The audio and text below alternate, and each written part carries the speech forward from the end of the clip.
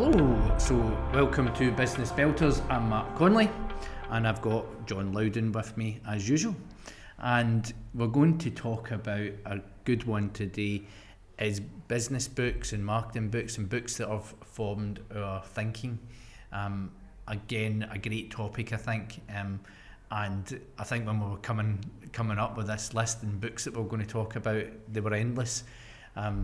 And I think one of the good things, or one of the exciting points, is like how many books has John actually read. So, John, you want to tell the listeners how many books you've actually read? So I probably read in sort of excess of like 700 books. I read roughly about 100 books a year.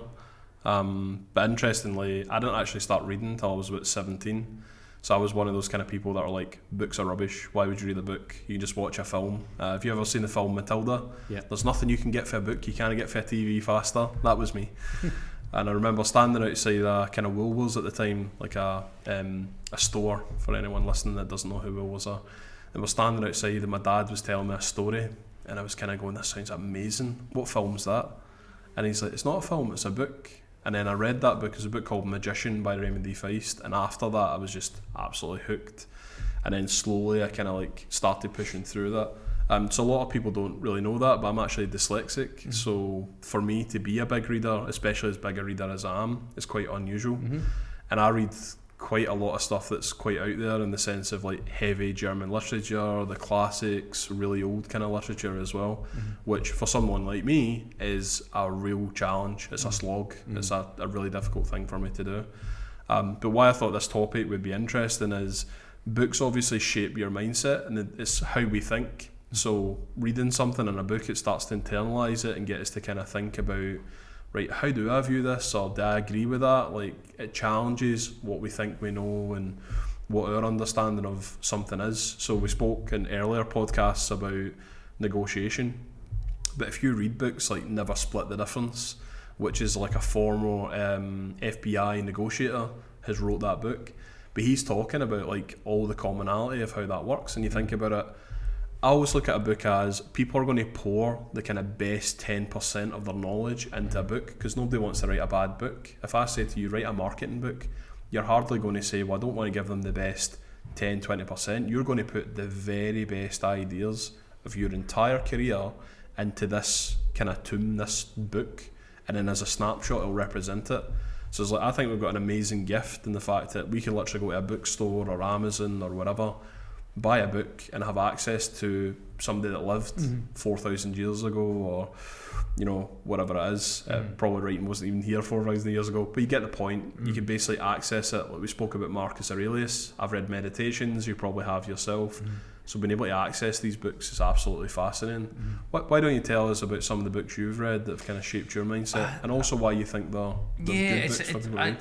It's a hard one because you know, you're trying to fit books into a 30-minute podcast, and there's so many books that have shaped my thinking. I'll touch on a number of them to give some examples, but there's so many books that have shaped my thinking, and still even to this day, as a constant education. You know, I read books pretty much, you know, every week, every 2 weeks, and also listen to audiobooks. I think one that shaped, you know, obviously marketing agency, and it really shaped me in the marketing agency, was the Inbound Marketing book by the guys at HubSpot. And when reading that, it really helped me form the way that I wanted to market my business and market with kind of digital marketing. So very much like the old kind of traditional marketing ways was, we'll spend a lot of money on TV advertising, radio advertising, you know, going to events, spending lots and lots of money for not a lot of a return, not knowing where your income's coming from. So you went, we'll spend a TV advert, we sort of had an increase in sales, it came for the TV advert because that's what we did. Well, we're not 100% sure. Did somebody within the company say something to somebody else, or was there another marketing tactic that was going on? I think with inbound marketing is that you're really understanding who the buyer is, and what their needs and wants are, and then creating lots of great content. And now what they can stem from inbound marketing, we see daily now, everybody does it with inbound marketing. Everybody's on LinkedIn, everybody's on social media, and they're all creating videos, they're all creating this type of content, and I really feel that it kind of stemmed from that book and what they sort of have done, giving away amazing content that meets the buyer's needs, that provides value for them. And when I started doing that, I then started to do that within marketing. I then went and worked for an inbound marketing agency and learned a little bit more about inbound marketing. And then that's when I started my own marketing agencies. We kind of talked about in the origins of entrepreneurship. Is I then started getting into like an inbound marketing agency. So that ultimately helped me within my career. Is a brilliant book. I think now if you probably read it, it's probably quite an old older book because everybody's doing it now. But at that time, it was like different, profound at the time I came in. Yeah. What about you? I mean, what about a book that kind of shaped your thinking or even your career? I think that I was kind of drawn into when I started reading. I only really read fantasy books. So for the first couple of years, I was just reading lots of fantasy and sci-fi, maybe some stuff about survival and things like that. And one of my friends that I worked in the call centre with, he moved down to London and he sent me up a book called The Ascent of Money by Neil Ferguson, and it was about financial history. Mm-hmm. And I thought, what the hell have I got an interest in financial history, right? Anyone that knows me will probably laugh at that because I'm completely fascinated by economics and financial history now. But at the time I'm thinking, I'm not going to enjoy this at all, am I? This is going to be like the worst read ever. It's not exciting. But it actually spoke about like money and economics and how money was created and why it was created and the kind of like psychology that went behind it. And it kind of got me, and that kind of like sort of like hooked me in, if you will. So I became interested in it, and I'm kind of a wee bit like a squirrel. Once I find something that's interesting, I want to understand all about it. So it led me onto a book called Rich Dad Poor Dad, and I just wish I'd read that younger. So if you think about it, I was probably about 19 when I read Rich Dad Poor Dad, and it's very, very famous, and most business owners have read it. Robert Kiyosaki, and he talks about wealth creation and understanding the economics of like how you basically build businesses and how you make money. So like people that invest in assets instead of invest in liabilities. Like, I bought my own house, but it's a liability because you stay in it. But I don't really believe the Rich Dad Poor Dad is like a real scenario. I think it's more like kind of biblical in the sense of it's fables to try and explain how something works. And I don't know the name for that type of writing, but I enjoy that. So when people kind of speak about it more like storytelling, it's like, let's gather around the fire and we'll tell a story about how a man built a business. And it's like kind of, yeah, this is cool. I can get into that. So that was one of the first ones I read where I thought, this is interesting. So I've got this kind of like view on saving, and it really kind of like built on top of that, where I thought I really believe in these kind of principles that he's talking about, and I can see how I would use that to my advantage. So that was definitely a distinct one there. The second one was Richest Man in Babylon, which again is a kind of similar book because it focuses on storytelling in the sense of, right, there's a silk merchant and he's got an idea that we'll get into diamonds and we'll do X, Y, Z. And then the kind of fable of it is stick to your lane. So looking at it in the sense of, let's say someone like me, what do I know about Bitcoin mining? That's not my background. I don't have any experience in it. I understand cryptocurrency and understand it from a technology standpoint because my job basically means I have to. But looking at it purely as an investment, I would invest in something like that because I don't really understand it. Whereas I think if I hadn't read The Richest Man in Babylon, I think I would probably be like, oh, that's got bright lights, it's shiny, I want to buy one of them. Oh, Mark's invested in Bitcoins, I should buy Bitcoins. But it's like I tend not to allow people to influence how I invest. I invest where I feel that I can get a return or I can add value to something. So when people would say to me, you should get into Bitcoin, which was years and years ago, they were probably right in the sense of where it went, but I couldn't do it because I was like, I don't understand how I would add value to the investment. I don't know how I would, I get the principle of it, but it sounds a bit too much gambling because that. So I think that's definitely steered my mindset. They've been quite profound kind of books that started to build on it. Where did you go after the inbound marketing book? Like, what was the kind of next book that you thought that's really changed the way I think? Malcolm Gladwell's two sort of books with Malcolm Gladwell. I first wrote Tipping Point, Wrote. You wrote it? Wow. Malcolm, Read it. plagiarism. I wish. I read that. So one of the key kind of points, sort of taking out that they talked about like mavens and things, and they obviously marketing mavens. It sort of came from the tipping point. Did you get your name from that book? Yeah, that's amazing. Because they talking about that. So not only did you not write it, but you took your name from it. There we go. Secrets. I'm Malcolm Gladys. Spelling See the my beans hair, now. the big colour hair. I want to send this to Malcolm when it comes out. Yeah, and but I really enjoyed that book, and it was more of a kind of marketing sales sort of thing. And it again, at that time in my career, I'm trying to just learn this sort of trade, and that was a really good book. And then it brought me on to Outliers, and then Outliers is obviously this like 10,000 hours. Utilise it like 10,000 hours. So one of the stories is obviously like the Beatles were, going about decent band, went to Hamburg, and that's when they really learnt their trade, because they spent about 10,000 hours just practicing honing their craft. And that then really kind of, I thought, actually, what is 10,000 hours? How many, of the working week, how much do I need to work? Or how much do I need to do when I'm at home to start reading even more books? And that was, one that I started, was like, actually, I'm so early in my career, I need to learn my craft even more. And it is like, really, to master something, you do need to spend that amount and that length of time on it. And then another one, with a great guy, Seth Godin, was Purple Cow. Now I've read that as well. It's an older book now, but even today, it's like so important. So obviously the premise of that is like, you're driving along in a car, it's a cow. There's nothing that's exciting about a cow, but it's a purple cow. Whoa! You would stop, you would look at the purple cow, you would try to kind of find out about it. So it's like, it's all about being different, and obviously that's what marketing's all about, having something that's different, creating something that somebody wants to talk about. And obviously he basically has the kind of crossing the chasm or Rogers Bell sort of curve, the graph, and he says what we do is, you've got the early adopters and late adopters, and everybody markets to these people, and it's because it's a massive part of the market, but they never really care about the people at the very start, the innovators, the ones that are really interested in all these cool new things that you've got, because when you focus on them, they're the ones that then just tell everybody and spread the word of mouth. Now, and that was written in probably 2003. We see this now, because these types of people are like influencers. Spend time, talking to these influencers, and these influencers will then spread your word to the early adopters and to the late adopters, because you do see it, so much now. You got that, oh well, that person's using that, or everybody seems to be talking about that, I'm going to just try it out and try it out myself as well.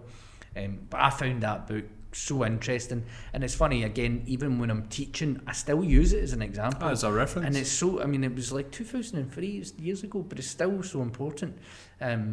Ultimately, there's another thing that came out of it, was like permission-based marketing. You need to give people permission to basically market to them. Don't just try and market to the people that don't care. GDPR kind of thing, or no, it's just like, he even said it was before GDPR. It was way before GDPR. It was 2003. But it's like, market to the people that care. The people that actually want to hear. Are you okay? Do you want to hear about this? Yeah, because like essentially, this is the thing. Is like, in that time, it was traditional marketing, just get a message and just throw it to everybody. Shotgun, see if somebody jumps on. But if you have that laser focus and actually have that message and just market to the people that care, that's where you're going to get the success from it as well. Any other books that I suppose that's? I think there's probably an interesting one where there's like, it's a great book, but there's also a kind of an unknown anecdote about it as well. It's the Think and Grow Rich by Napoleon Hill. Yeah. So the premise of this was, he worked for, I think it was Carnegie, wasn't it? Dale Carnegie. No, not Dale Carnegie. Andrew Carnegie, the oil merchant guy. Pretty sure it was him. He was working under him, and apparently, allegedly, the story goes, I want to find out what all these kind of great business people are doing, and like what's their psychology, what's their methodology. Is there a gene or an approach that makes people successful? And the guy's like, yeah, I'll take on the challenge and I'll go and interview all these people. So it was never actually proven, there wasn't any documentation.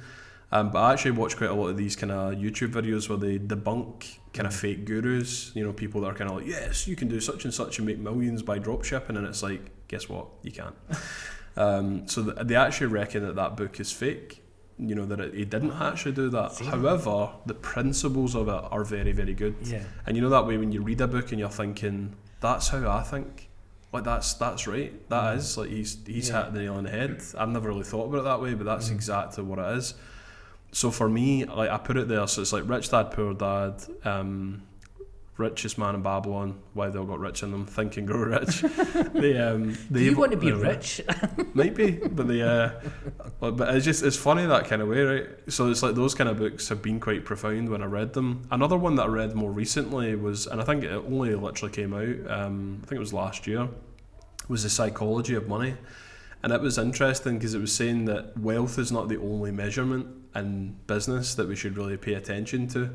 So it's kind of like the guy in the boat I was talking about, in the sense of, you know, what, so I could retire on fish. And you're like, well, it's funny though when you think it that way. So what he was saying in the book, and at least in part of it, was there's this paradigm shift where we're all so focused on like building more wealth. But he's like, for what reason? Mm-hmm. So it's like, it's not the only measurement, like having like freedom. So it's like, what would you say a successful business owner looked like? Mm-hmm. So would it be more successful to make, say, £10,000 per month in salary plus a nice big dividend at the end of the year? Or would it be better to not really worry about money? It's probably a bit less than 10k, it could be like 5k or 4k.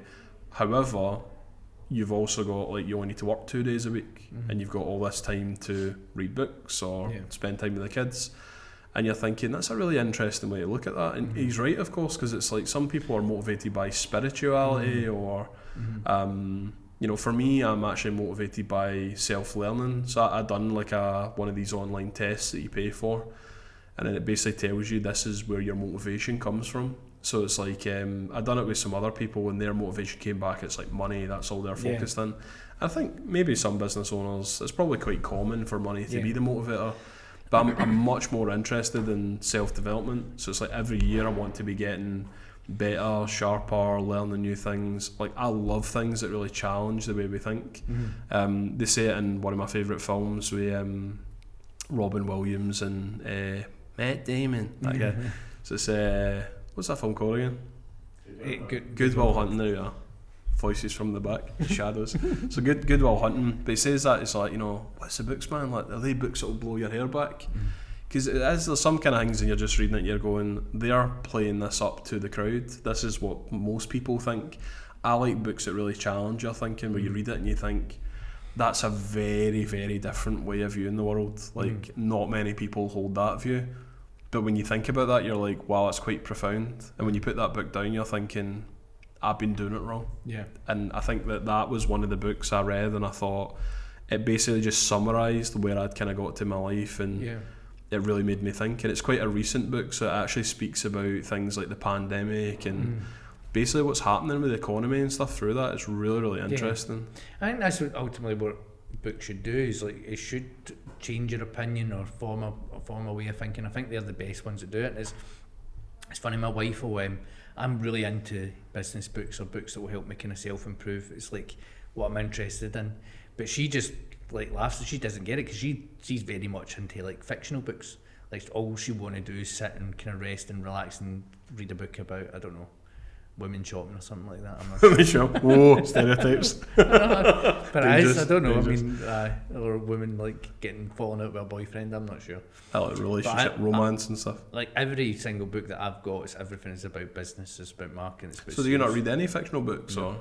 No. Have you ever read fictional books? Or? Yeah, when I was younger and things like that. See, I love like your Lord of the Rings and all that. And it's like some of the passages, like, you know, if you say them out loud and stuff, you're like, oh, this is brilliant. Yeah, I do. I mean, I'm trying to think the last time I read a fictional book. It might be in the 20s or something like that. It's a long time ago. But I'm very much all just, if I've got the time to just sit and read a book, it's just going to be a big business book that I've got, and there's just so many of them to kind of go through. or a new thing that I want to try and learn about, and I find that I love them, and I get so much from them, and and after it I'll tell everyone, oh, do you know this? It's a way of kind of reinforcing an idea when you say it. So if you share the concept and have a discussion, like even discussing it here on the podcast, it reinforces what you just read. It's funny, got a good one about books actually. I think that books are exactly like that. They kind of control your mindset. So I kind of say to my wife, like, I'm not saying I was depressed, but I felt kind of down. I felt depressed. So it was more the emotion of depression rather than depression itself. And I said to her, I feel really kind of down. And then I was looking at it and I was like, do you know, the last 37 books I read were about war, genocide. It was just really dark topics, and I thought, I want to read happy books again.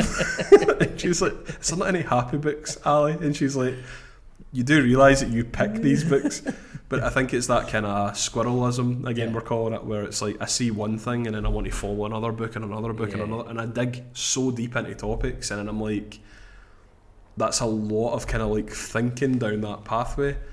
And I'm the same, where I actually try to force the ratio into more business books than fiction because of that. But I think that I use fiction almost as like a kind of way to chill my brain out. So there's been books that I try to read new books all the time, but there is books I'll always revisit. Like Walk in the Woods by Bill Bryson. It's an easy to read book, and it just chills me out because the guy's just talking about hiking. It's quite humorous. It's funny. And there's been a few books like that where I'm thinking, I have read this now probably 13, 14, 15 different times, and you're thinking that's not really efficient, but sometimes my brain just needs that because I tend to kind of, I don't know, I'm probably going to burn out early in life just because of the kind of stuff that I do to my brain, but I push myself in the sense of like I read a lot of things about like mathematics or economics or history, and it's not like sharp or like history where like there's a fictional story cutting through it. I read that as well, but it'll be like heavy stuff, like here's, like I read the entire history of the family of the Rothschilds. It's like 3,000 pages on basically how they built their dynasty, and you're thinking, wow, that's a very heavy book, but it's also a very interesting book because you're thinking, what a family, like what they've been able to build is insane. But hearing all those little stories, and it's all picked for accolades and letters, and you're going, it's fascinating. It's funny. Do you feel that when you read a book, do you then become like an expert in that area of things? Because I definitely do. Like if I'm reading a business book, I'll be straight in like, I know everything about finance now. Do you do this? Do you use this sort of method? You're picking it up for the pages. Well, I just picked up for the pages. I just read that yesterday. But I'll use it I'll use it in my lingo, and I'll use it, when speaking to people and things like that as well. But I think it ultimately, like if a book like, interests me like that, I do want to explore it a little bit more. If it gets me, like, even if it's sales, for instance, and it was like sales negotiation, and then I'd be like, I want to then read more books about that and get some different kind of views on it as well, so that you do become a little bit more of an expert in that area, and try these, like I do then try these different techniques out. Essentially going back to the ones with like inbound marketing, I then did that, worked in an agency doing it, and then created my agency on the back of that sort of thing. So it really which is amazing when you think about what that's kind of done in your life. What it's done in my life. So the book had really formed, and it's never just took it just from that book. I'd learnt from a lot of other people, finding people on social media that talk about it and all that sort of stuff as well, and picking up certain different bits of processes from that as well. Another book that was quite good, it was way back at the start, and I can't remember a lot about it, but there was certain things that were just really good. Was a book called Rework by a company. They owned a company called 37 Signals, which was like a marketing agency. But what they did was it was like all the blogs that they did on their website, and it was basically like a story of everything that they were doing, things that they've learnt through in business. And we're obviously wanting to like working in a marketing agency world. Like I read this book and it was really, really good. And one of the things that kind of came out of it, and I always remember that, like, meetings are toxic. Having lots and lots of meetings, it's actually toxic to the business, because you could just get into a meeting after meeting, but nobody's actually doing any work. I don't do work. No. It was funny. I had old corporate could learn a lot from that. I had old managers, and Like it was funny, the sales guys used to call them like a meeting manager because all they would do is just be in meetings, and you're like, what actual work are you But have you doing? ever had meetings about the meetings? I've had that. A meeting about the meeting. Let's have a meeting about that. Well, we're already in that meeting. Have you had Elon Musk on that, in the sense of like he says that like it's not rude to leave a meeting, but it's rude to kind of stay in one if you don't feel you're offering value. So I think it's like we had it in companies before where we do like a stand-up kind of meeting, because it's like if people are standing up all the time, they become agitated far earlier, so they won't do that. Whereas say you're sitting down, I hated that. I worked in companies where they had a meeting every morning, and it was meant to be a 5-10 minutes meeting, and it was like half an hour, and they're talking about the football, and they're talking about this, and they're talking about that, and you're like, guys, I've actually got work to do. You know what I mean? Like, I'd rather just bang, bang, bang, bang, bang, right, and then we're on it. You know what I mean? Tell me about the blockers. What are all the blockers? Right, we're done. Let's get back on with it. And it's funny, like companies like Samsung, they do like a stand-up in the morning, and they have that. It's just the blockers get reported. So it's not there to have a chat like, oh, yesterday I was doing colouring in with X. Who cares? It's what's your blockers? Is there anything we can help with? And then everybody in the company knows where they stand. Didn't realise I was blocking Mark. Talk to me after this. I'll sort that out. But no, it's a great one for that. I actually thought it was written by them, but now when I think about it, the 4-Hour Workweek by Tim Ferriss is a brilliant book. A brilliant book. I read that again quite recently, and I think it's if anything, it's probably improved with age. See, especially now with what's going on in the world, I think that this idea about remote workers and a basically kind of no office, nomadic style business structure, it's actually quite profound. You know, that's exactly what's happening. And I think when I read that, I was like, you know, how to manage outsourced teams and how to do this and how to do that, and I was like, this is brilliant. Like I kind of forgot this was in here. And he's quite practical about it as well. He's given things on how you do time management and writing processes and how to keep people that are working remotely accountable. And I'm like, anyone that's kind of working remotely with their staff right now should probably reread that book again. But I think that's another thing, is when you read something, you read it from the context of where you are. So let's just say you're a 20-year-old Mark, right? And then you read it in, let's say, 15 years after there. You're going to experience it in a totally different way, because you're going to say, I've read it once, then I've had a load of experience, read a load of other books, and now I'm reading it again, and it's kind of like it gives you a different flavour. There's extra golden nuggets in there that you maybe, you know, that way, like when you read something, like you kind of, I don't know if you do this, but I do it, you're kind of questioning, like, am I intelligent enough to pick up all the things that the person's trying to communicate across? And of course you're not, because you don't have that extensive knowledge, whereas it's much more meaningful to you as you age out, which is why I would encourage to read the books that you love every couple of years, just to kind of refresh yourself on it. Yeah, absolutely. No, 4-Hour Workweek is a great book, and I think obviously listeners, I think a lot of them will probably have gotten into that book, and if they haven't, you know, definitely would recommend it. It's a great book to do. So I'm going to change this one up. So rather than ask you for a belter, I'm going to say to you, if you could only have one book, one book that survives and everything else gets burnt to the ground. God, what an image. What would it be? Why are you doing this to me? Why are you doing that? Actually, it's dead hard. I would probably, there's one that I loved, was the Chimp Paradox, by Steve Peters, I think he was. And that really helped me, because it was all about, as we talked about in the past, but like meditation, I had a lot of kind of monkey mind and fight, fleer. So if I had to have one book, and as again we talk about books that read and read again, I must have read this book multiple times, I think that would be my one book. But that's a hard question. What's your one book if everything burned down? And it's very, very, very challenging, but the probably the business book I've read the most is Rich Dad Poor Dad. I think it's a dead easy read. It's also very kind of like full of nuggets. It's a really good kind of useful practical book. It's probably the one I've read the most of, like when I've kind of went back. So I'd probably say that one for me is the one I'd probably enjoy reading again and again and again. Excellent. So that way, you want to wrap us up? Yes. So thank you very much, everyone, for tuning in to Business Belters episode 14, I think it is. So as always, please like, share, subscribe, tell everybody about the podcast if you're getting value from it.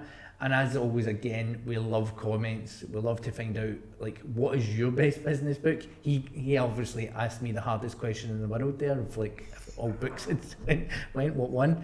You tell us, what is your best business book? It'd be really, really great. And it could be anything from fiction to non-fiction. So thank you very much. And it's goodbye from me. It's goodbye from him. Thank you.